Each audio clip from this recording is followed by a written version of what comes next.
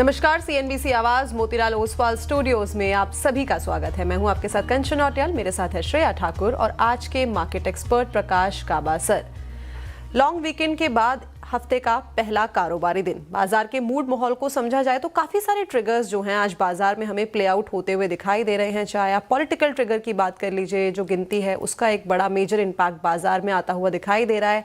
Over the weekend हमने देखा था कि जो ऑटो सेल्स के नंबर्स हैं वो हमें सामने आते हुए दिखाई दिए हैं और कंपैरेटिवली जो अनुमान लगाया गया था उसी फ्रंट पे नंबर्स भी आते हुए दिखाई दिए हैं।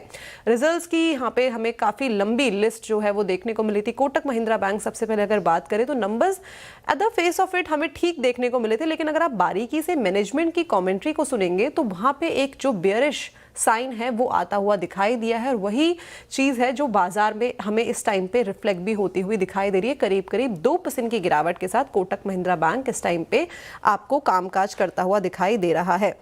हालांकि आईटी में थोड़ा सा यहाँ पे प्रेशर देखने को मिल रहा है, लेकिन रेस्ट ऑफ द अगर सेक्टर्स की बात करें तो अच्छा खासा रुझान यहाँ पे आता हुआ दिखाई दिया है। पीएसयू, फाइनेंशियल सर्विसेज और स्टॉक स्पेसिफिक एक्शन भी काफ़ी भरपूर तरीके से बना हुआ है। तो काफ़ी बड़ा दिन है आज बाजार के लिए। ऐसे बाजार के मूड माहौल में करा क्या जाए ये जानते हैं गाबा सर से। Gaba sir, good morning.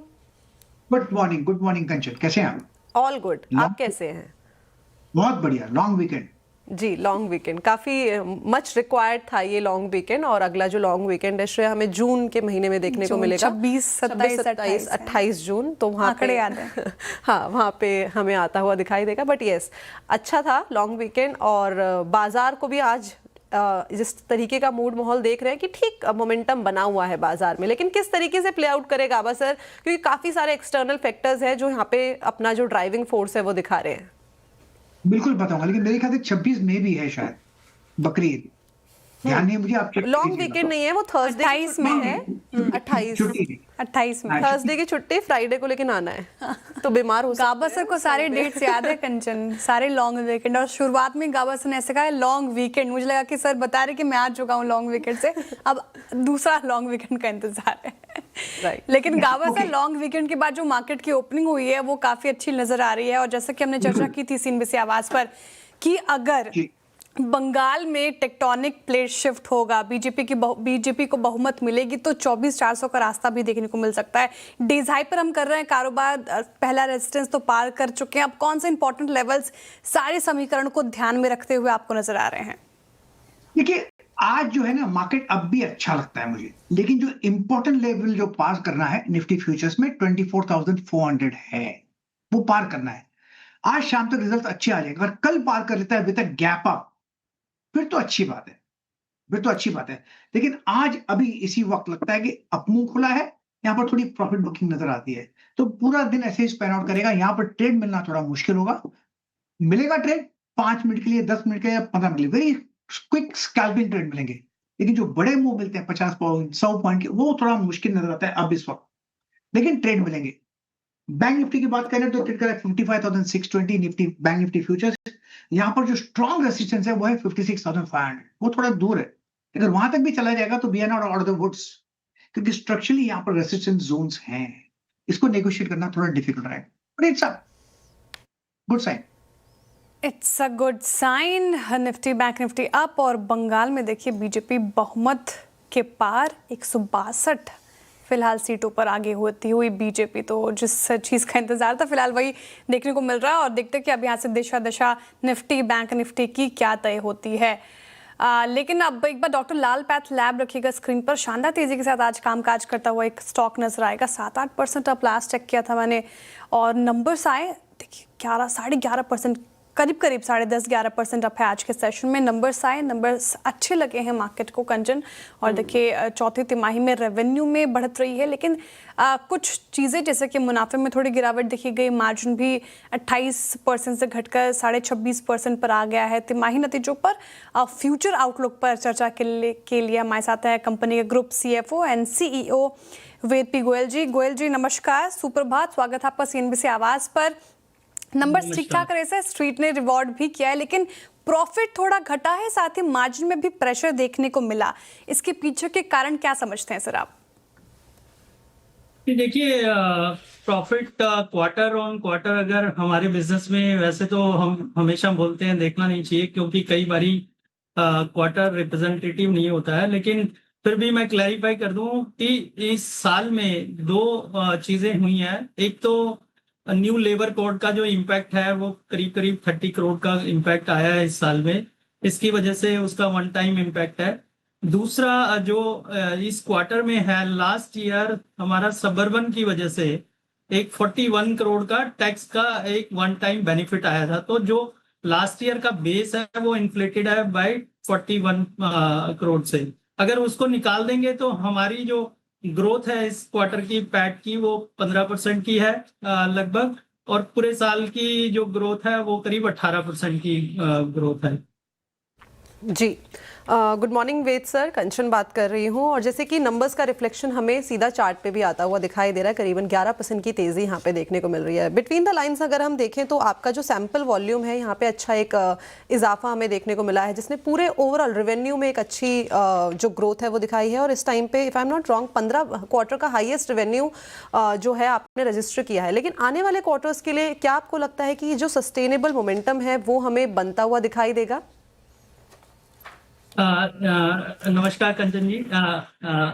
आपने सही कहा, मतलब ये 15 क्वार्टर नहीं 19 क्वार्टर के बाद एग्जैक्टली हमारे ऐसे नंबर आए हैं जहाँ पे लगभग आपको 17% की ग्रोथ की ये ट्रैजेक्टरी दिखी है। उसके दो तीन चीजें हुई हैं उसकी वजह से। मैं जस्ट बता दूं क्या उसके पीछे ड्राइवर क्या रहे हैं। एक तो हमने जो लास्ट 2 साल में आप देखेंगे इंफ्रा में काफी इन्वेस्ट किया है। हमने 32 नई लैब 2 साल में खोली है और करीब करीब 2000 से ज्यादा कलेक्शन सेंटर हमने ऐड किए हैं पिछले 2 साल में। तो जो ये जो इंफ्रा में इन्वेस्टमेंट होती है वो मैच्योर होने में टाइम लगता है। तो हमने जो 2 साल में इन्वेस्टमेंट की है कहीं ना कहीं उसका हमको अब बिजनेस पे बेनिफिट दिख रहा है। और ये जो इन्वेस्टमेंट है ये कंटिन्यू रहेगी फॉर कपल ऑफ इयर्स। दूसरा क्या है, आप देखिए कि हमारा जो पोर्टफोलियो है वो भी स्वस्थ फिट जिसको हम बोलते हैं, उसका इस साल में 27% कंट्रीब्यूशन हो गया, जो 24% था पिछले साल टोटल रेवेन्यू का। उसकी भी ग्रोथ बहुत अच्छी हुई है। उसकी वजह क्या है कि हम जो ये स्वस्थ फिट और पैकेज जो है वो भी हम टीयर 3 टीयर 4 में ले गए हैं। और आप इसी की वजह से देखेंगे टीयर 3 टीयर 4 की हमारी कंट्रीब्यूशन करीब करीब 39% हो गई है। उसका भी अच्छा रिस्पॉन्स मिला है। और थर्ड बहुत इंपॉर्टेंट जो है, आप देखेंगे हमारा दिल्ली एनसीआर काफी क्वार्टर से डबल डिजिट में ग्रोथ कर रहा है in spite of so much competition और सो मच हर्डल। हम कंटिन्यूसली 10% से ज्यादा से हम ग्रो कर रहे हैं दिल्ली एनसीआर में। सो ये जो वजह रही है इसकी वजह से हमें पूरा कॉन्फिडेंस है जो ये ग्रोथ हम देख रहे हैं। तो आने वाले समय में भी इस साल में भी हमें लगता है कि लो टीन टू मिड टीन्स की ग्रोथ हमको विजिबल है। तो मुझे लगता है कि ये मोमेंटम कंटिन्यू रहेगा। राइट, मोमेंटम कंटिन्यू रह सकता है। लेकिन गोयल जी, आपने टीयर 2 टीयर 3 4 सिटीज़ की आपने चर्चा की और वहाँ पे देख रही थी मैं आपका टीयर 3 और टीयर 4 सिटीज़ का जो रेवेन्यू शेयर है वो शायद 1/3 है। तो क्या वहाँ के प्राइसेस और मार्जिन मेट्रो सिटीज़ से थोड़ा डिफरेंट होते हैं? अगर आप कंपैरिजन करके बता पाएँ, समझा पाएँ। बहुत अच्छा क्वेश्चन है श्रेय जी आपका। आप देखिए हमारा मैंने जैसे बताया 39% का कंट्रीब्यूशन हो गया है इस साल में टीयर 3 टीयर 4 से। उसके बावजूद भी अगर आप देखेंगे हमने अपने मार्जिन मेंटेन किए हैं। इस साल भी हमारे जो नॉर्मलाइज अबिडा मार्जिन है 28.3% के हैं पूरे साल के। और हमारी जो गाइडेंस थी कि 27 और 28% के बीच में हम मार्जिन करेंगे। और आने वाले साल में भी मैंने बोला है अपनी कमेंट्री में कि 27 से 28% मार्जिन हमें बहुत ही इजीली विजिबल है। आप देखिए उसके बावजूद भी मतलब ये मुझे नहीं लगता कि जो टीयर 3 टीयर 4 में है रियलाइजेशन और pricing of course her geography की हमारी अलग होती है, लेकिन उसके बावजूद भी हम अपना मार्जिन मेंटेन कर रहे हैं। तो टीयर 3 टीयर 4 की वजह से हमारे मार्जिन पे डाइल्यूशन आता है या आएगा वो ठीक नहीं है। ओके, शुक्रिया गोयल जी, बहुत बहुत शुक्रिया आज हमारे साथ जुड़ने के लिए, तमाम सवाल के जवाब देने के लिए। All the very best for upcoming quarters. से समय का अभाव था वरना और सवाल जवाब होते। Thank you so much sir for joining us today. चलिए अब आगे बढ़ते हैं और सवालों का सिलसिला शुरू करते हैं। फटाफट से वो नंबर एक बार स्क्रीन पर लेकर आ जाइए, क्योंकि हमारे दर्शक पूछते हैं कि कनेक्ट कैसे करें। तो व्हाट्सएप नंबर 7045220000 इस नंबर पर अपने सवाल भेजें। इसके अलावा आप सोशल मीडिया प्लेटफॉर्म्स पर भी हमें टैग करके कंचन नौटियाल, श्रेया ठाकुर को क्वेश्चन पूछ सकते हैं। और सबसे पहले हमारे साथ जुड़ रहे हैं संतोष चौधरी जी। कोलकाता से, वाह संतोष जी, कोलकाता में क्या माहौल है? बहुत अच्छा माहौल है। अभी तो घर पे बैठे हैं हम लोग। नहीं, मैं तो कर रहे हैं, स्क्रीन पे देख रहे हैं। हाँ स्क्रीन पे ठीक देख है रहे मैम। हैं। हाँ, मैं तो वेस्ट बंगाल इलेक्शन के संदर्भ में पूछ रही थी कि क्या माहौल चल रहा है वहाँ पर। उसी के बारे में बता रही मैं आपको। स्क्रीन पे देख रहे हैं हम लोग, तो बीजेपी आ रही है। ठीक है मैम, सवाल क्या है आपको बताएं। सवाल एक में दो है एक्चुअली, एक एनएमडीसी का है और एक इन्फोसिस का है। ठीक। एनएमडीसी मैंने खरीदा है 75 में 2000 शेयर, ठीक है, और इन्फोसिस खरीदा है 1250 में 100 शेयर। क्या पूछना चाह रही है मैम फिर आप? इसका क्या करूँ? इन्फोसिस को मैं और लेऊं और इसको एनएमडीसी को क्या करूँ? इसको सेल करूँ या क्या करूँ? मुझे प्रॉफिट में तो है, तो वेट करूँ दोनों को। ठीक है, समझ गई मैं आपका सवाल। इन्फोसिस से शुरू कर लेते हैं। आपने कही कि आपकी जो खरीद है वो 1250 की है, तो 1180 के लेवल पर कर रहा है कारोबार, थोड़ा लॉस झेल रही हैं आप इन्फोसिस में। पूरा आईटी पैक मैम बहुत ही कमज़ोर रहा है, एक वीकर सेक्शन रहा है मार्केट का। अब गाबा सर क्या करना चाहिए इन्फोसिस में? नतीजे काफ़ी ख़राब थे, मतलब एक्सपेक्टेशन से भी ख़राब Q4 रिजल्ट थे इन्फोसिस के अगर कंपैरिजन करें तो। और स्टॉक ने ऑब्वियसली, क्योंकि पूरा आईटी सेक्टर वीक है, तो कुछ खास परफॉर्मेंस दिखाई नहीं है। अब ये लॉस झेल रही हैं, थोड़ा ही लॉस है, 80 रुपये प्रति शेयर का लॉस है। क्या किया जाए? लॉस बुक करके बेटर काउंटर में शिफ्ट करें, या फिर जिनका सवाल है कि क्या इन लेवल्स पर और ऐड कर सकती हैं, क्या सलाह होगा? सलाह होगी जरूर बताना। तब तक कंचन को बोलिएगा प्लीज मेरा मिनरल्स एमएमटीसी का मुझे नंबर निकाल के। भैया इन्फोसिस का चार्ट तो वीक लिखना है, स्ट्रक्चरली वीक। अपमूव मिला है, यहाँ पर अपमूव नहीं मिला है, 2-3 दिन से एक बेस बना है, लेकिन ये बेस नहीं है, ये वीक अपमूव है। और ये रिसेंट लो जो है अभी देखा है हमने, वो है करीब इन्फोसिस का करीब आई थिंक अराउंड 1150 का है। अगर ये टूटता है तो और गिरावट आएगी, फिर 1000 की तरफ भी आता है। कहीं पर ही मुझे स्ट्रेंथ नजर नहीं आती इन्फोसिस। इस वीक मैं होता तो निकल जाता एग्जिट। जब तक विंड्स चेंज नहीं हो तब तक I think avoid IT pack. ठीक है, अवॉइड करना है संतोष जी आपको इन्फोसिस। कंचन, आपको काम मिला था बेसिक कोड निकालने का एनएमडीसी का। जी जी Gaba sir 526371 Thank you very much, 526371 है Gaba sir. He sent it to me, बहुत अच्छा किया, थैंक यू कंचन। ठीक है गाबा सर, एनएमडीसी पर ये जो पूछना चाह रही हैं कि क्या इन लेवल्स पे और ऐड करें, इनकी जो खरीद है वो 75 की है, तो 90 पर कर रहा है कारोबार, थोड़ा प्रॉफिट ले रही हैं, प्रॉफिट बुक करें या फिर अभी होल्ड करें? थोड़ा स्ट्रेच है इसलिए होल्ड करना चाहिए, लेकिन बेसिक चार्ट स्ट्रक्चर पॉजिटिव है। कभी कभी इस स्टॉक में, ऐसे स्टॉक में दो करेक्शन आते हैं, एक टाइम वाइज करेक्शन है, एक प्राइस वाइज करेक्शन है, और तीसरा होता है time and price wise correction. अब थोड़ा करेक्शन टाइम वाइज का आएगा तो अच्छा है। इनका कॉल, इनका सवाल है क्या मैं इनको ऐड करना है? बिल्कुल ऐड कर सकते हैं अगर थोड़ा लेवल लोअर मिले तो। लेने की जगह 85 है, अगर आता है तो वहां पर ऐड कीजिए। मैंने एक बार भी नहीं कहूंगा कि 85 आएगा, लेकिन अगर 85 के आसपास मिलता है तो वहां पर एक सेफ बेट बन जाता है वो बाइंग। करेक्शन वहां पर खत्म हो जाएगा, फिर एक अपमूव शुरू होगा, वो ले जाएगा करीब 100 के आसपास। थोड़ा स्ट्रेच है, करेक्शन की जरूरत है। हो सकता है साइडवेज मिले, हो सकता है थोड़ा डिप मिले, लेकिन डिप्स आर बायबल। एमएमडीसी ओके, तो डिप्स पे आप बाइंग करके चल सकते हैं। ये थी राय एनएमडीसी के ऊपर, और उससे पहले इन्फोसिस के ऊपर सर ने अपनी जो राय है उसको रखा है। चलिए आगे बढ़ा जाए। सूरत से शैलेश जी हमारे साथ जुड़े हैं। Shailesh ji good morning. Good morning sir ji बताइए क्या सवाल?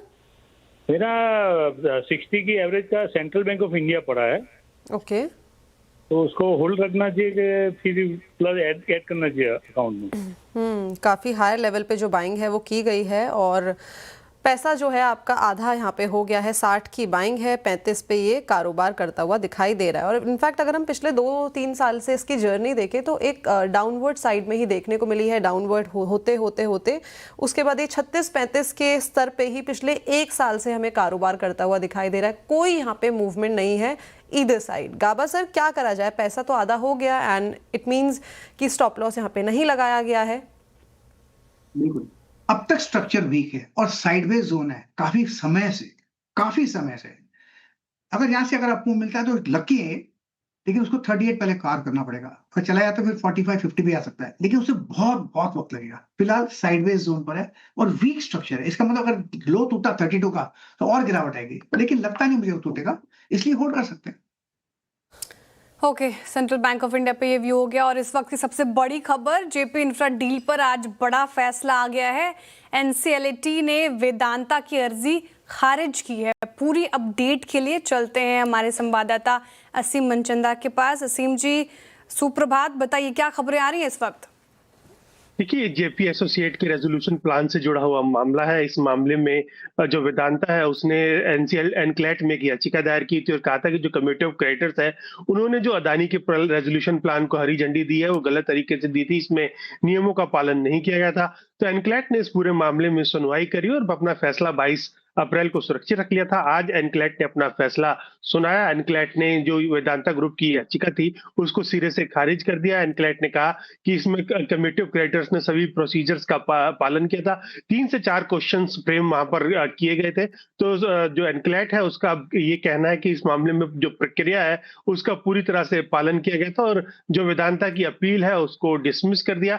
ये भी बता दूं कि जो वेदांता है उन्होंने करीबन इस मामले में 17,695 करोड़ रुपए की बोली कमेटी ऑफ क्रेडिटर्स के सामने रखी थी, जबकि जो अदानी है उनकी बोली करीबन 14,535 करोड़ रुपए के आसपास की थी।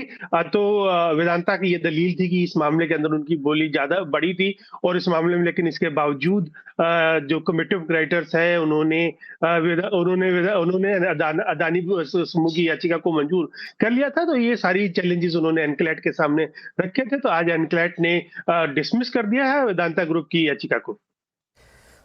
तो जो वेदांता ग्रुप की याचिका है उसको एनक्लेट की तरफ से खारिज कर दिया गया है और इस टाइम पे अगर शेयर देखें तो यहाँ पे करीब 7.25% की जो तेज़ी है वो हमें देखने को मिल रही है। 2 एक्सटर्नल फैक्टर्स भी है जो यहाँ पे हमें आते हुए दिखाई दे रहे हैं। थैंक यू असीम जी, ये सारी की सारी जानकारी हमारे समक्ष रखने के लिए। चलिए आगे बढ़ा जाए और अगले जो कॉलर हैं वो हमारे साथ मेरठ से जुड़े हैं Rakesh ji. Rakesh ji, good morning.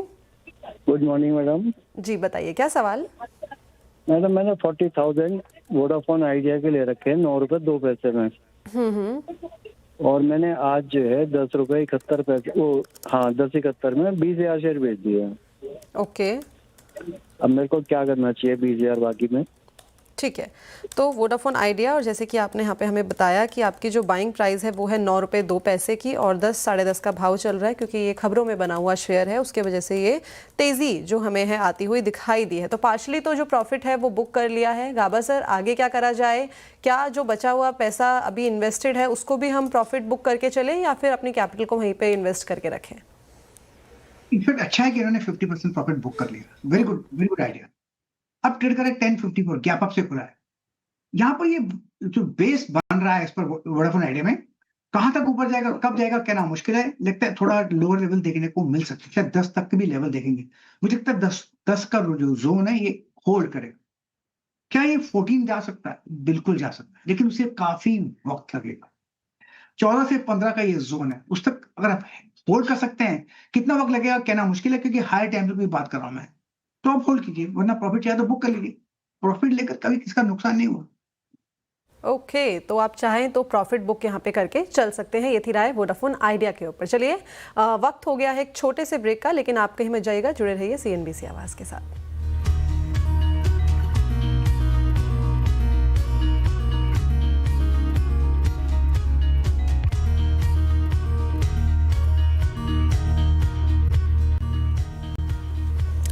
Welcome back. आप देख रहे हैं ट्रेडर्स हॉटलाइन CNBC आवाज़ पर और मार्केट देखिए लगभग 235 के लेवल पर 237 अंक ऊपर। बैंक निफ्टी में बढ़त अच्छी खासी देखने को मिल रही है। मार्केट अच्छा कर रहा है और अब वक्त है कुछ सोशल मीडिया क्वेरीज को एड्रेस करने का और बहुत सारे सवाल आए हैं। मैंने पिक किया है निहित सेठ जी का सवाल। ये कह रहे हैं कि आइडिया फोर्ज इनके पास है 590 के लेवल पर, 300 स्टॉक्स हैं इनके पास और पूछना चाह रहे हैं कि can I hold till 1 year. अब आइडिया फोर्ज लेकर आइए। जिस तरीके से भागा ये काउंटर आज के सेशन में 20% अप है। आज के सेशन में सुबह CNBC आवाज़ पर चर्चा हुई थी, नतीजे काफ़ी अच्छे और स्ट्रीट ने वैसे ही रिवॉर्ड किया है। गाबा से पिछले 1 महीने में 82% से ज़्यादा के रिटर्न्स मिले हैं आइडिया फोर्ज में। 590 इनकी खरीद है तो जाहिर तौर पर काफ़ी अच्छा प्रॉफिट कमा रहे हैं और 52 वीक हाई के आसपास है ये काउंटर। इनफैक्ट 52 वीक हाई पर ही कामकाज कर रहा है। यस, अब क्या स्ट्रैटेजी होनी चाहिए? पार्शियल प्रॉफिट बुकिंग करें या प्रॉफिट बुकिंग करें या फिर अभी भी होल्ड कर सकते हैं? टेक्निकल रूप से जो आइडिया फोर्ज का जो चार्ट है ना, बहुत ही बढ़िया चार्ट है। आज जो शुरू हुआ है ब्रेकअवे गैप, ब्रेकअवे गैप बहुत कंसोलिडेशन के बाद is a sign of strength और आज 20% सर्किट पर है। वॉल्यूम से अगर 40,000 4 लाख के वॉल्यूम्स हुए, अब 731 पे ट्रेड करा है, मेरे हिसाब से ये स्टॉक होल्ड के लायक है। इसका टारगेट होना चाहिए 1000। हो सकता है वक्त लगे, हो सकता है थोड़ा रुके, हो सकता है थोड़ा नीचे भी आए, लेकिन टारगेट होना चाहिए 1000, उससे कम नहीं होना चाहिए। इस पर किसी के पास है तो continue ride the way. I think is a good stock, breakaway gap, momentum है। Okay, I will hold. अच्छा, ओके, होल्ड की सलाह आइडिया फॉर्ज पे। चलिए आगे बढ़ा जाए। जो दूसरा सवाल है वो सुदर्शन जी का आया है हिंदुस्तान यूनिलीवर के ऊपर। इनके पास 6000 शेयर्स हैं HUL के और जो इनका बाइंग प्राइस है वो है 2649 रुपीज़। वो बोल रहे हैं कि अभी तो यहाँ पे हमें लॉस जो है वो देखने को मिल रहा है, लेकिन क्या लगता है कि आने वाले टाइम पे 2700 तक के जो स्तर है वो छूता हुआ दिखाई देगा। और आज देखा जाए तो रिजल्ट्स 4 दिन पहले इसके आए थे, रिजल्ट्स में शानदार जो तेजी है वो देखने को मिली थी और वही रिफ्लेक्शन आज भी दिखाई दे रहा है। गाबर सर, लेकिन क्या करा जाए, 2600-2700 के लिए चेस करें? मेरे ख्याल से लेना चाहिए, होल्ड करना चाहिए। HUL थोड़ा सेफ स्टॉक है, 2359 पर ट्रेड कर रहा है, लो लेवल 2200 के आसपास बहुत ही स्ट्रॉन्ग सपोर्ट जोन है। मेरे हिसाब से 2650 ये एक जोन है, वहां तक जा सकता है। थोड़ा वक्त लगेगा उसके लिए, लेकिन ये स्टॉक सेफ है। HUL होल्ड के लायक है। HUL नतीजे आए थे उस दिन, डिसअपॉइंटमेंट दिखी थी स्क्रीन पर, लेकिन उसके बाद अगर आप देखें तो अब एकदम एक तरफा भाग रहा है। 5% अप है आज के सेशन में HUL शानदार तेजी के साथ। एक बार बंगाल के नंबर रखेंगे स्क्रीन पर। बहुमत के आंकड़े को पार करता हुआ BJP, यहाँ पर टेक्टोनिक प्लेट शिफ्ट होते हैं। आशीष जुड़ रहे हैं। आशीष, क्या एक्सपेक्ट किया था आपने बंगाल इलेक्शन से? सरप्राइज एक्सपेक्ट किया था और बिल्कुल वैसे ही देखने को मिल रहा है। उम्मीद थी कि बहुत एक्शन पैक दे, 3 दिनों की छुट्टी के बाद आया तो मार्केट में भी बहुत जबरदस्त मूव है और इलेक्शन का तो मजा अपनी जगह पर। बिल्कुल, रिएक्शन वैसा ही मार्केट में फिलहाल देखने को मिल रहा है। DSI के आसपास हम कर रहे हैं कारोबार। चलिए फिलहाल वक्त हो रहा है एक छोटे से ब्रेक का। ब्रेक के उस पर देखिए आशीष के साथ खिलाड़ी नंबर 1।